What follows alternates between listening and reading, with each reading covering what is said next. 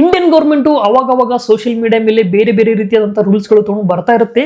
ಇವಾಗಲೂ ಕೂಡ ಒಂದು ಹೊಸ ರೂಲ್ ನ ತಗೊಂಡು ಬಂದಿದೆ. ಇದರ ಹೆಸರು ಬಂದ್ಬಿಟ್ಟು DPDP ಆಕ್ಟ್ ಅಂತ, ಅಂದ್ರೆ ಡಿಜಿಟಲ್ ಪರ್ಸನಲ್ ಡೇಟಾ ಪ್ರೊಟೆಕ್ಷನ್ ಅಂತ. ಸೊ ಈ ಆಕ್ಟ್ ಏನಿದೆ, ಹೇಗೆ ಇದು ಲಾಗೂ ಆಗುತ್ತೆ, ಯಾವ ರೀತಿ ಇದು ವರ್ಕ್ ಆಗುತ್ತೆ, ಹಾಗೂ ಒಬ್ಬ ಕ್ರಿಯೇಟರ್ ಮೇಲೆ ಹೇಗೆ ಇದು ಎಫೆಕ್ಟ್ ಆಗುತ್ತೆ, ಹಾಗೂ ನೀವು ಕೂಡ ಸೋಷಿಯಲ್ ಮೀಡಿಯಾ ಜಗತ್ತಲ್ಲಿ ಇದ್ರೆ ನಿಮಗೂ ಕೂಡ ಇದು ಗೊತ್ತಿರಲೇಬೇಕು. ಈ ಆಕ್ಟ್ ಬಗ್ಗೆ ನಿಮಗೆ ಮಾಹಿತಿ ಇರಬೇಕಾಗುತ್ತೆ. ಸೊ ಬನ್ನಿ ಹಾಗಾದ್ರೆ ತಿಳ್ಕೊಳ್ಳೋಣ ಈ DPDP ಆಕ್ಟ್ ಅಂದ್ರೆ ಏನು ಹಾಗೂ ಹೇಗೆ ಇದು ವರ್ಕ್ ಆಗುತ್ತೆ ಅಂತ. ಸೊ ಇದನ್ನ DPDP ಆಕ್ಟ್ ಇದೆಲ್ಲ, digital personal data protection act. ಇದು ಆಕ್ಚುಲಿ ಹೇಳಬೇಕು ಅಂದ್ರೆ ಆಗಸ್ಟ್ 2023 ಸಂಸದಲ್ಲಿ ಇದಕ್ಕೆ ಪರ್ಮಿಷನ್ ಸಿಕ್ಕಿತು. ಬಟ್ ಅಲ್ಲಿ ಕೆಲವೊಂದಿಷ್ಟು ಕ್ಲಾರಿಟಿ ಇರಲಿಲ್ಲ. ಸೊ ಹೀಗಾಗಿ ಇದು ಲಾಗೂ ಆಗಿರ್ಲಿಲ್ಲ. ಬಟ್ ಇವಾಗ ಈ DPDP ಆಕ್ಟ್ ಅನ್ನ ಡ್ರಾಫ್ಟ್ ರೂಲ್ ಮಾಡಲಾಗಿದೆ. 18 ಫೆಬ್ರವರಿವರೆಗೂ ಜನರಿಂದ ಇವರು ಫೀಡ್ಬ್ಯಾಕ್ ಗಳನ್ನ ಕಲೆಕ್ಟ್ ಮಾಡ್ತಾರೆ. ಆ ಫೀಡ್ಬ್ಯಾಕ್ ಮೇಲೆನೆ ಆನಂತರ ಇವರು ಡಿಸೈಡ್ ಮಾಡ್ತಾರೆ ಈ ರೂಲ್ ಅನ್ನ ಲಾಗೂ ಮಾಡೋದೋ ಇಲ್ವೋ ಅಂತ. ಸೊ ಮೊದಲಿಗೆ ನಾವು ಅರ್ಥ ಮಾಡ್ಕೊಳ್ಳೋಣ ಈ DPDP ಆಕ್ಟ್ ಏನಿದೆ, ಇದು ಯಾವ ರೀತಿ ಒಂದು ಸೋಷಿಯಲ್ ಮೀಡಿಯಾ ಮೇಲೆ ಎಫೆಕ್ಟ್ ಆಗುತ್ತೆ ಅಂತ. ಸೊ ನೀವು ನೋಡಬಹುದು ಯೂಟ್ಯೂಬ್ ಅಲ್ಲಿ ನಿಮ್ದು 18 ವಯಸ್ಸಿಗಿಂತ ಏಜ್ ಕಡಿಮೆ ಇದ್ರೆ ನೀವು ಯೂಟ್ಯೂಬ್ ಚಾನಲ್ ನ ಸ್ಟಾರ್ಟ್ ಮಾಡಬಹುದು, ಕ್ರಿಯೇಟ್ ಮಾಡಬಹುದು.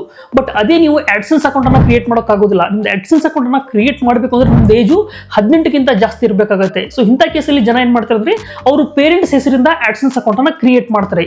ಸೊ ಇದೇ ರೀತಿ ಇನ್ಮೇಲೆ ಈ ಆಕ್ಟ್ ಪ್ರಕಾರ ಏನಾಗುತ್ತೆ ಅಂದ್ರೆ ಸೋಷಿಯಲ್ ಮೀಡಿಯಾದಲ್ಲಿ ಯಾವುದೇ ರೀತಿ ಆಗಿರ್ಬೋದು, ಯೂಟ್ಯೂಬ್ ಆಗಿರ್ಬೋದು, ಫೇಸ್ಬುಕ್ ಆಗಿರ್ಬೋದು, ಇನ್ಸ್ಟಾಗ್ರಾಮ್ ಆಗಿರ್ಬೋದು, ಯಾವುದೇ ಸೋಷಿಯಲ್ ಮೀಡಿಯಾದಲ್ಲಿ 18 ವಯಸ್ಸಿಗಿಂತ ಕಡಿಮೆ ನಿಮ್ದು ಏಜ್ ಇತ್ತಪ್ಪ ಅಂದ್ರೆ ನಿಮಗೆ ಅಕೌಂಟ್ ಅನ್ನ ಕ್ರಿಯೇಟ್ ಮಾಡೋಕ್ ಆಗೋದಿಲ್ಲ. ಸೊ ನಿಮ್ದು ಅಕೌಂಟ್ ಕ್ರಿಯೇಟ್ ಮಾಡಬೇಕು ಅಂದ್ರೆ ನಿಮಗೆ ನಿಮ್ಮ ಪೇರೆಂಟ್ಸ್ ಪರ್ಮಿಷನ್ ಅನ್ನ ತಗೋಬೇಕಾಗುತ್ತೆ.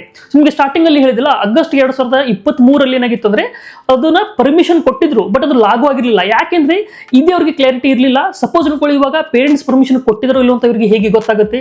ಸೊ ಇದಕ್ಕೋಸ್ಕರ ಅವರು ಸ್ವಲ್ಪ ಯೋಚನೆ ಮಾಡ್ತಿದ್ರು. ಬಟ್ ಇವಾಗ DF ಅದು ವೆರಿಫೈ ಮಾಡುತ್ತೆ ಪೇರೆಂಟ್ಸ್ ಪರ್ಮಿಷನ್ ಕೊಟ್ಟಿದ್ರು ಇಲ್ವೋ ಅಂತ. DF ಅಂದ್ರೇನು? ಡೇಟಾ ಫಿಡಿಷರಿ ಅಂತ. ಸೊ ಡೇಟಾ ಫಿಡಿಷರಿ ಏನಪ್ಪಾ ಇದು ಅಂತಂದ್ರೆ ಒಂದು ವ್ಯಕ್ತಿ ಅಥವಾ ಒಂದು ಸಂಸ್ಥೆ ಅಂತ ಅನ್ಕೊಳ್ಳಿ. ಸೊ ಇದೇನ್ ಮಾಡುತ್ತೆಪ್ಪ ಅಂತಂದ್ರೆ ಆನ್ಲೈನ್ ಅಲ್ಲಿ ನಿಮ್ ಡೇಟಾ ಕಲೆಕ್ಟ್ ಮಾಡ್ತೀರಾ, ಲೈಕ್ ನಿಮ್ದು ಲೊಕೇಶನ್ ಆಗಿರ್ಬೋದು, ನೀವು ಯಾವ ವೆಬ್ಸೈಟ್ ವಿಸಿಟ್ ಆಗ್ತಿದ್ದೀರಾ, ಸೊ ಈ ರೀತಿ ಎಲ್ಲ ಆನ್ಲೈನ್ ನೀವೇನ್ ಕೆಲಸ ಮಾಡ್ತೀರಾ, ವೆಬ್ಸೈಟ್ ಅಲ್ಲಿ ಏನಿರ್ತಿರಲ್ಲ ಇದ್ರದ್ದೆಲ್ಲ ಡೇಟಾ ಅವರು ಕಲೆಕ್ಟ್ ಮಾಡ್ಕೊಂಡಿರ್ತಾರೆ. ಅವರು ಇವಾಗ ವೆರಿಫೈ ಮಾಡ್ತಾರೆ ಸೊ ಪೇರೆಂಟ್ಸ್ ಪರ್ಮಿಷನ್ ಕೊಟ್ಟಿದ್ದಾರೋ ಇಲ್ಲೋ ಅಂತ.